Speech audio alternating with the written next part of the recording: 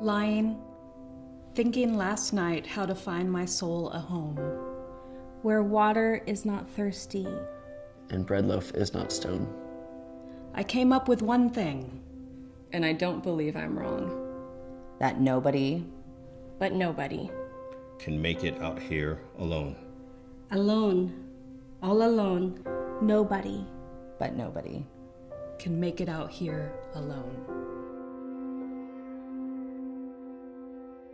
The youth that come to us are scared, they're feeling unloved, they're feeling undeserving of anything good. When some of these kids come in, they have experienced some pretty horrific abuses. Physical abuse, sexual abuse. Bullying at school. Their families have rejected them, or just society has rejected them. Dealt with domestic violence, assault. This is our kids that could easily kill themselves out there. When kids come in the middle of the night, it's never good. It's usually because something big has happened and they're coming from an immediately scary, dangerous situation. That child might come to us at 4 o'clock in the morning with nothing with them other than the pajamas they are wearing. The day when kids arrive, they come with sometimes garbage bags with all of their belongings, and they're arriving to a place where we're all strangers and they don't know us.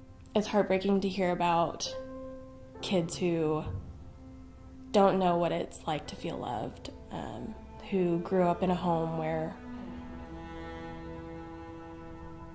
they really weren't part of a family.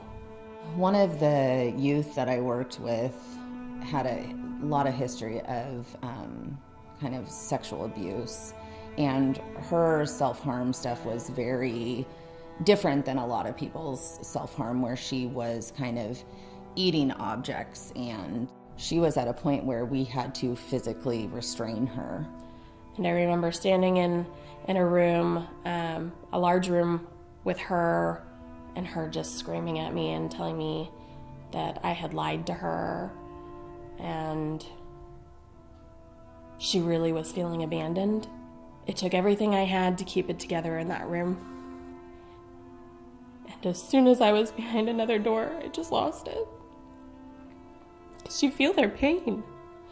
This is crisis work. This can be dangerous work. Again, the youth are coming to us because they've been really unsafe. They've been in scary situations and are reacting from that. And they are left alone and in a very fragile state at a point where intervention can create a huge difference in their life. And when they're able to come into a place like Navos and the residential services, and they're told, hey, you're not too hard, and we can keep you safe, and we can handle this. If we're able to work with these individuals that are experiencing early onset mental health issues, early onset substance use issues, we have the opportunity to create a better society for all.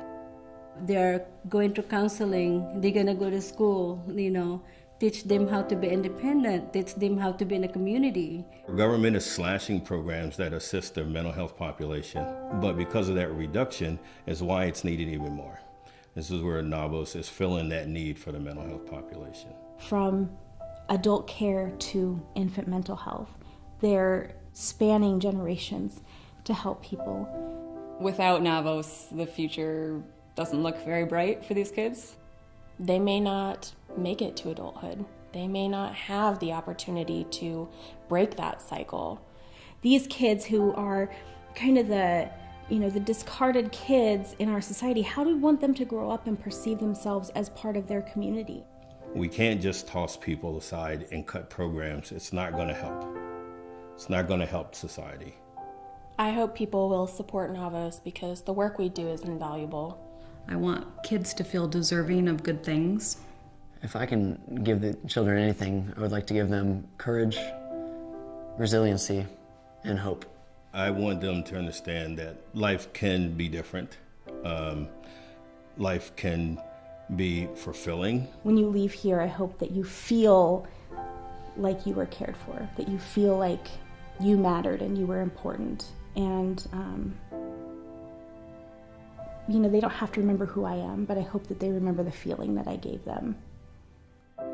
You're not alone. As long as our program is here, you will never be alone.